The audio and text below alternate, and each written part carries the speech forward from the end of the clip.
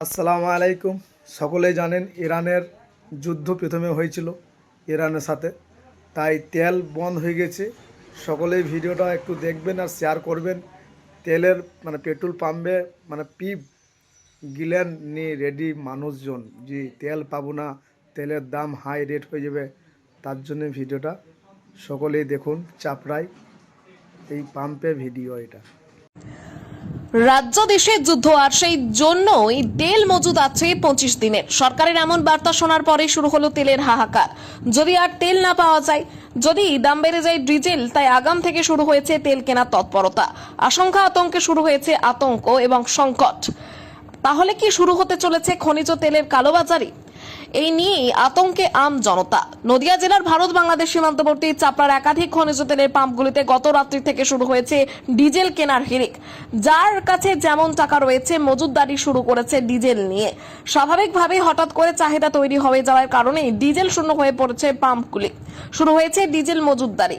আর যার কাছে যেমন টাকা রয়েছে তেল কিনে ঘরে মজুদ করছেন তারা। ফলে একাধিক পাম্পে তেল শূন্য হয়ে পড়েছে। সকাল থেকে মানুষ এসে দীর্ঘ লাইন দিয়ে পাচ্ছেন না ডিজেল। এর পাশাপাশি স্বাভাবিকভাবেই তৈরি হয়েছে সংকট, আশঙ্কা। তাহলে কি আগামী দিনে কালোবাজারি হতে চলেছে এই খনিজ তেল নিয়ে? উল্লেখ্য, হরমুজ প্রণালীতে বিশ্বের বৃহত্তম তেল সরবরাহের লাইফলাইন হিসেবে বিবেচনা করা হয়। বিশ্বের প্রায় 20% অপরিশোধিত তেল এই সংকীর্ণ সমুদ্র পথ দিয়েই যায়। ইরান এই পথ বন্ধ করে দেওয়ার কারণে অর্থ সরাসরি বিশ্ববাজারে তীব্র তেলের ঘাটতির সৃষ্টি হয়েছে। আন্তর্জাতিক বাজারে এর গুরুতর লক্ষণ ইতিমধ্যেই দেখা দিতে শুরু করেছে। কোথা থেকে এসছে? না কি নিতে এসছেন? কেন?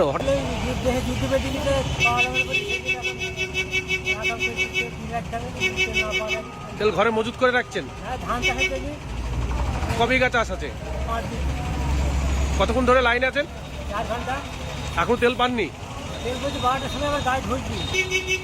এখনো আপনি পাননি তেল?